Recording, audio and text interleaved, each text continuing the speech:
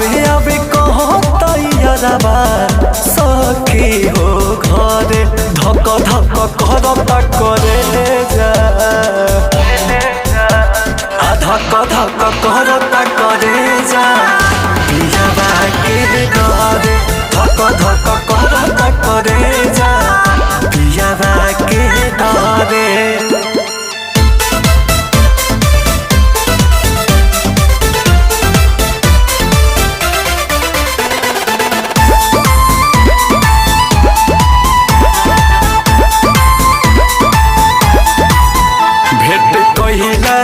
बिना बाटे छन तहियारबा पियाबा पूछी त कैसे कहब हगियारबा।